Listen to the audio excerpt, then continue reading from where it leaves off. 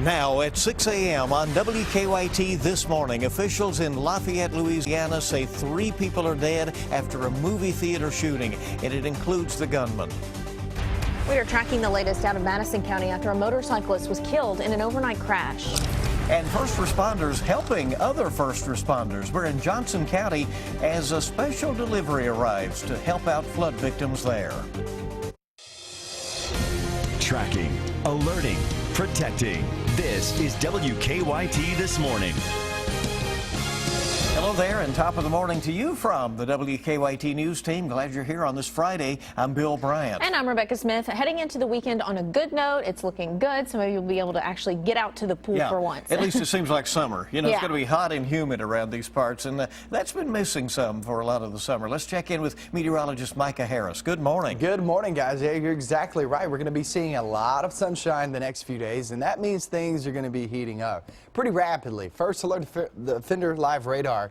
There you are holding on to absolutely nothing going on, and it's pretty clear outside. Temperatures are there in the 60s, and not just 60s, but we're inching closer to the upper 50s. Look at Danville. Go over towards 64, Mount Sterling, Camargo, Jeffersonville. That's a really good feel this time of year. And so as you're stepping out the doors, it feels great, but by the afternoon it'll be warm, but at least it'll be sunny. No chance of rain for today, and no real chance as we slide throughout your weekend, too. Now, I'll get into that and show you those numbers, those hot numbers, coming up in a few minutes. All right, we'll see you then. We thank you, and we're tracking a developing story out of Louisiana this morning that is shaking the nation again. Authorities are trying to figure out what led a man to open fire on moviegoers in a crowded Lafayette theater. Hard to believe we are here again with this. Officials say the 58-year-old gunman killed at least 2 people and injured 9 others before killing himself. CBS's Omar Villafranca has the latest from Lafayette. A state police bomb squad was called to the scene outside the Grand Theater after canines hit on a backpack and other items in the suspected gunman's car. Police evacuated the area and warned people nearby they would hear explosions. Out of an abundance of precaution, we wanted to make sure that there were no devices. We did blow up a package, a suspicious package. No explosive devices were found. Law enforcement officials say the shooter is a 58-year-old white male who acted alone Thursday night when he opened fire on moviegoers at random before turning his gun on himself. This young man was inside at the time. He's just standing up, just shooting at the whole crowd for who knows what. Louisiana Governor Bobby Jindal visited some of the injured at a local hospital. Among them, 2 wounded teachers he says are heroes. Despite being injured, the second teacher was able to pull a fire alarm and help to save other lives. Officials say about 100 people were there to see the Amy Schumer comedy Trainwreck. Following the incident, Schumer tweeted, quote, "My heart is broken and all my thoughts and prayers are with everyone in Louisiana." Omar Villafranca, CBS News, Lafayette. Well, investigators have not established a motive at this point. They say they know the identity of the shooter but are not releasing the name at this time. Once again, you know, just an awful horror. Yeah, it's awful, and you just wonder why. Yeah. Our time this morning is 6:03, and new this morning, we're tracking a deadly crash in northern Madison County. But authorities say 1 man was killed after crashing his motorcycle on I-75 overnight. That's near the Fayette County line.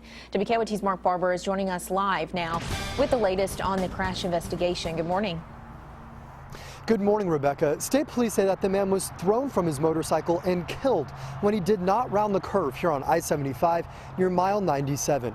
Investigators tell us that the crash happened around 1 o'clock this morning near the Madison-Fayette County line. According to state troopers, the motorcyclist who died was riding with a group of other bikers. Investigators tell us someone who saw the crash stopped to help, but they say it was just too late. State troopers worked another fatal crash here in the same area just last month, so they are now asking drivers to slow down when taking the curve near mile 97. As for what caused this crash, state police don't think speed played a role, but they think they know what did.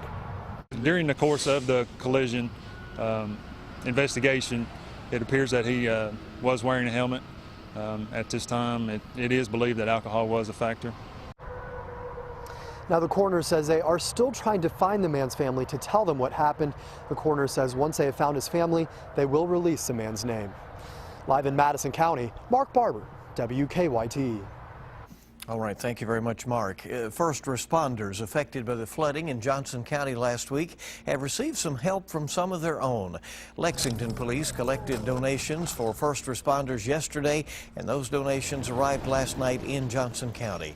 Some people have also set up a camp at Flat Gap Elementary, so in the days ahead they can help even more fellow first responders who fell victim to the flooding.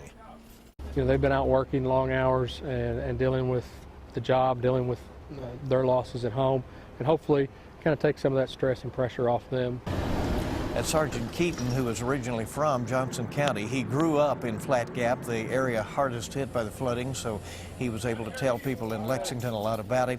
The volunteer group took down several cars, the camper that was full of donations, and an ATV to help first responders clean up. Well, members of a Johnson County church damaged in the flooding say they were not able to save the building. Earlier this week, demolition crews tore down or burned what was left of Ramey Branch Gospel Church.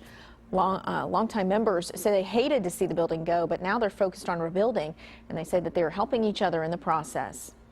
Everybody in that community that we went to church with has lost everything that they have, and our hearts go out more for that than for the building.